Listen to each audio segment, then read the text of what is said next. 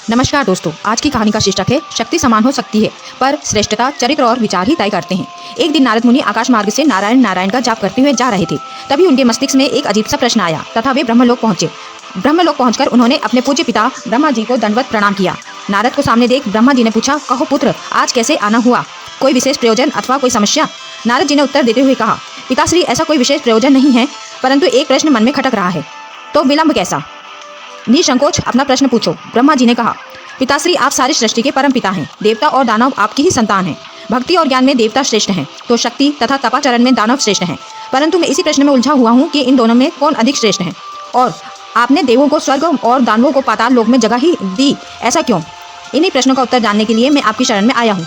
नारद का प्रश्न सुन ब्रह्मदेव बोले, नारद, इस प्रश्न का उत्तर देना तो कठिन है और इसका उत्तर मैं नहीं दे पाऊंगा, क्योंकि देव और दानव दोनों ही मेरे पुत्र हैं। लेकिन फिर भी तुम्हारे प्रश्न का उत्तर ढूंढने में भगवान शिव तुम्हारी मदद अवश्य कर सकते हैं।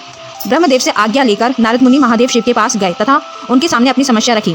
महादेव शिव नारद मुनि को देख मुस्कुराए तथा उन्होंने आदेश दिया कि तुम देव और दानवों के लिए एक भोज का आयोजन करो। महादेव शिव के आदेशानुसार नारद मुनि ने वैसा ही किया तथा अगले दिन नारद मुनि के साथ महादेव शिव भी देवताओं और दानवों का अतिथि सत्कार करने के लिए उनके आश्रम में पधारे। दानव नारद मुनि के आश्रम में भोजन का आनंद लेने के लिए पहले पहुंच गए और उन्होंने पहले पहुंचने के कारण भोजन की पहली शुरुआत खुद से करने के लिए भगवान शिव से आग्रह किया। दानव भोजन शुरू करने ही वाले थे कि भगवान शिव अपने हाथ में कुछ लकड़ियां लेकर उनके समक्ष उपस्थित हुए और उन्होंने कहा, आज के भोजन की एक छोटी सी शर्त है। मैं यहाँ उपस्थित हर एक अतिथि के दोनों हाथों में इस प्रकार से लकड़ी बांधूंगा कि वो कोहनी से मुड़ नहीं पाए, और इसी स्थिति में सभी को भोजन करना होगा।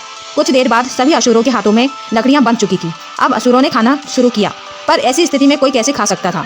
अपने सारे प्रयास विफल होते देख दानव बिना खाए ही उड़ गए और क्रोधित होते हुए बोले, हमारी यही दशा करनी थी तो हमें भोजन पर बुलाया ही क्यों? कुछ देर पश्चात देव भी वहां पहुंच गए और अब देव भोजन के लिए बैठे। महादेव शिव ने सभी के हाथों में लकड़ियां बांधी और भोजन की शर्त भी रखी। हाथों में लकड़ियां बंधने पर भी देव शांत रहे।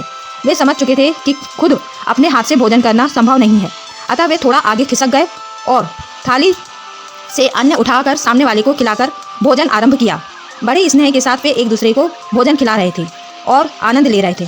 उन्होंने भोजन का भरपूर स्वाद लिया, साथ ही दूसरों के प्रति अपना स्नेह और सम्मान जाहिर किया। यह कल्पना हमें क्यों नहीं सूझी? इसी विचार के साथ दानव बहुत दुखी होने लगे।